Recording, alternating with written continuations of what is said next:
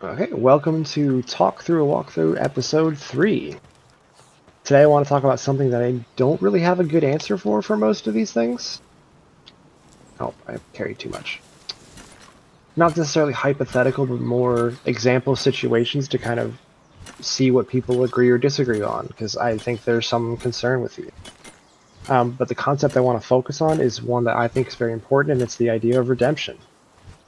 And by redemption, I mean kind of the ability for someone to come back from a mistake or something even relatively more serious than a small mistake, something that they intentionally meant, as long as they have some sort of remorse or regret towards the things that they've done. The situations I'm going to focus on are all celebrities of some degree, mainly because these situations are more public, so there's more information about them, as well as they're verifiable if you want to do some sort of simple search on your own. And for the most part, they're pretty well documented. Before I begin, I do want to mention, though, that just because I'm discussing these people doesn't necessarily mean that I think they necessarily deserve redemption, nor am I an expert on any of these cases, and I'm mostly going off memory from searches I've done in the past about them, rather than knowing every little detail about the cases. For each of them, I want to give a brief timeline of what happened and then get into the more subjective details afterwards. So the first situation I want to talk about is with Kevin Spacey. Um, the charge for Kevin Spacey that started it all was an accusation of sexual assault by another male actor, Anthony Rapp, for something that had happened back in late 80s, early 90s. It was during the Me Too movement, although for the Me Too movement it was rather surprising because I believe it was the first case of a male making the accusation. And at the time, Kevin Spacey was thought to be straight, although he did later come out as gay.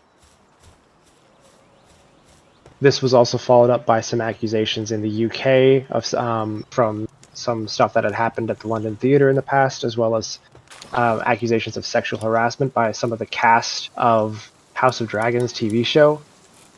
Not House of Dragons, House of Cards TV show that Kevin Spacey had been starring in. The accusations of the sexual harassment by Kevin Spacey in that show were the first ones to be resolved, and basically they were settled out of court, and Kevin Spacey ended up leaving the season that was under production, and that season ended up being the last season of the series, although I think that might have been the intention anyway, so I'm not sure that it was necessarily ended because he left. That might have already been the last season.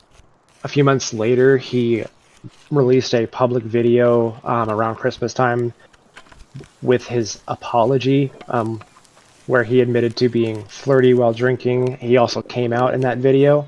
The video itself was not really seen as being very sincere, and from the reactions I remember and the reactions that I read about afterwards, his reasons were rather dismissive of what the actual issue was. And though I never watched the video myself, coming out as gay in the video was also widely seen as rather poor timing, and it almost like he was trying to blame his behavior on being gay rather than accepting any responsibility for what he did. The curiosity in Kevin Spacey's case, and the reason I'm mentioning it in this video, is that after all of this has happened, the charges from Anthony Rapp, as well as the ones in the UK, ended up all going to court. For the situation with Anthony Rapp, he ended up being found not liable. It was a civil case rather than a criminal due to the statute of limitations, and that special time New York allowed people to charge or to make civil accusations against their accusers. But apparently the story that Rapp told was inconsistent and changed important details, different retellings. Though in Rapp's defense, it was 20 years ago at the point that he was doing this, so I'm not too surprised that he maybe didn't remember everything exactly. For the cases in the UK, those were criminal cases, but a lot of the cases were one person's word against another, and there wasn't much direct physical or evidence or witness evidence to support the accusations. And again, both of these situations don't technically mean he's innocent and didn't do it. And he obviously does have some issues that he might need to work out, but he was never found guilty for the worst things he was accused of, and that kind of makes me wonder, does he deserve the opportunity to be redeemed? The unreliable apology that he made does not really lead me to believe that he is taking a great deal of responsibility or has a lot of remorse for his actions, and I do think that those are important things if someone is deserving redemption. Though it's hard to know for sure if someone's being sincere if you can't actually read their mind. I do know he's been. I do know he's started to act again in some independent films, and I'm sure to work his way back into the more mainstream. I just don't know if he'll be able to do so, since one, I don't think most people really know that a lot of the cases against him didn't follow through, but also, even if he maybe wasn't found guilty or liable in court, they do seem to be somewhat credible accusations.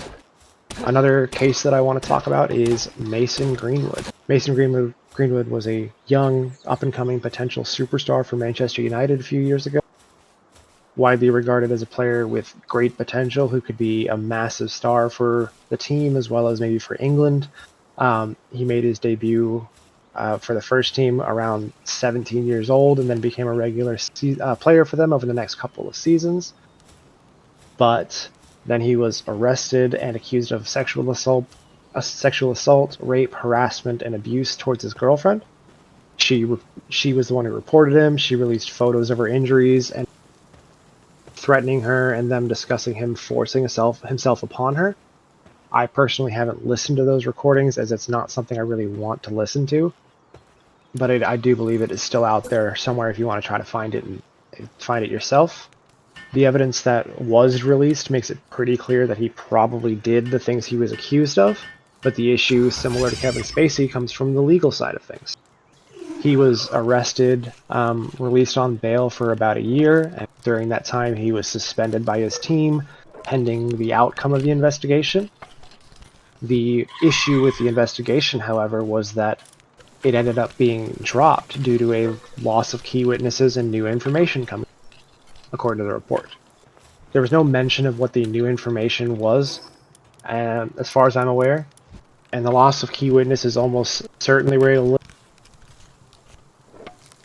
ever said she was his ex-girlfriend, because they ended up reconciling, and I believe they're still together currently. It's been about 2 years since all this has happened, and he has returned to playing professional soccer, and doing pretty well apparently, although not for his original team. After the case was dropped, Manchester United ended up conducting an internal investigation to see if they should allow him to return to the squad. Apparently they had decided that they should, although rumors of that decision led to a lot of public anger towards the club, so they ended up eventually deciding not to allow him to return and ended up loaning him out for a season to Getafe in Spain, and then they sold him permanently last summer to Marseille in France. As of the recording of this video, he's still only 23, which in soccer is the start of a lot of players' professional careers. Him being so young and not technically found guilty of anything does make me wonder if he'd an opportunity.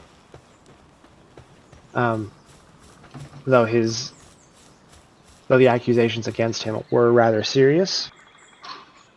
As for his remorse or accountability for the situation, there's been no statement released from him publicly one way or another about the whole situation since it's happened. So it's really hard to say whether he does take any accountability or have any remorse for what happened, although hopefully the reconciliation with his girlfriend does imply that he does. This part is pure speculation from me, but I would imagine he's probably been advised not to discuss anything about the situation publicly and not release any statement one way or the other, just because of legal worries and possibility of maybe incriminating himself if he does make any sort of statement. So there might be a decent reason for him not making any public apology. The third and final person I want to talk about is less about someone who deserves redemption and more about divorcing a celebrity and their actions from their content. This could also apply pretty well to Kevin Spacey, as he had done some excellent acting work before the allegations were brought against him, and it does make it a bit awkward to go back and watch some of those movies with him in it, knowing about it. Though in this case, in his case at least, rather than the situation I'm going to be talking about, he doesn't directly financially benefit from those rewatchings. Well, as far as I'm aware, he doesn't. Someone who does financially benefit from continuing support of their content is J.K. Rowling. I don't know which. I'm going to say J.K. Rowling because I don't remember how it's pronounced. J.K. Rowling has been rather divisive in the last few. Agree with her opinions or not. You can't deny that a lot of her fan base is upset with her anti-trans rhetoric. Being the author of one of the largest and most successful fantasy series in recent years, if not all time, J.K. Rowling has had a lot of influence and praise come from her work while she's been writing the series, and millions of people fell in love with the world and would support it by buying books and other merchandise related to the series. After finishing the original 7 books, J.K. Rowling's public standing started to drop a little bit as the idea of trans people became a little more common, and she began to make statements against them. More specifically, against trans women living in and invading the spaces of biologically born women. Much of her fan base disagrees with this opinion, and many of them had decided to refuse to support anything related to the Harry Potter series monetarily due to her views. The series itself is still rather popular.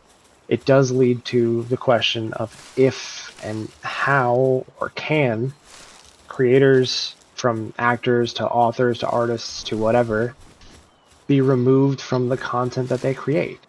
Now, obviously, people deserve credit and earnings off of things that they create, but also bad opinions and bad actions by a creator shouldn't ruin an objectively good product that isn't related to the controversy. Harry Potter doesn't really address trans people in a positive or negative light, unless you count Polyjuice Potion as a temporary disguise. And while there have been some accusations of racism due to stereotypical names or the treatment of house elves, so has almost every fantasy product to one extent or another, including Tolkien. And in my opinion, it's mainly due to being difficult and boring to introduce an entire species by covering every single possible variation of that species. And as for the names, yeah, she definitely could have been more creative or clever with names than like Cho Chang, but at least she's attempting to add characters of different race, even if it's only barely better than nothing. This video is not really about debating trans rights or any of those other accusations against her products, so I'm not really going to be addressing the substance of her opinions or any of them. So if you think that J.K. Rowling is a saint who's done nothing wrong and none of that should be an issue, this situation is only meant to be an example. So think about it as an author you do love doing something that makes you wonder to continue to support the content you like, knowing that it's supporting that creator as well. Overall, I don't really have a good answer for any of these situations. I don't really agree with the actions of any of the people, basically at all, though at least 2 of them have some reason for courts not to send them to jail for anything, rightfully or not. I would like to believe that anyone who is willing to take the time to fix their mistakes and improve themselves should be able to get. But I also think it's hard to tell if someone's being genuine, especially if they're in the public eye, when you're an outsider looking in on the situation. What? I had none? Oh, I dropped off the wrong thing.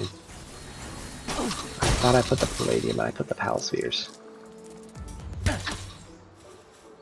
Well, I need to make more arrows anyway. And as for J.K. Rowling, it doesn't really make sense that she should be able to make money. It does make sense that she should be able to make money off of her creation, but I also think it sucks for people who love the product and don't want to be associated with her. I don't really think there's a good answer here, one way or the other. For me personally, I loved the series growing up, and while I haven't completely cut off from buying anything related to Harry Potter, it definitely limited my enjoyment of the series. Spend money more often knowing that she isn't quite as inclusive as characters in the books seem to promote being. These 3 situations aren't necessarily the most deserving of finding a solution either. Sometimes situations like these tend to be just kind of worked out on their own, and I do think that sometimes you just have to let them play themselves out and see what happens.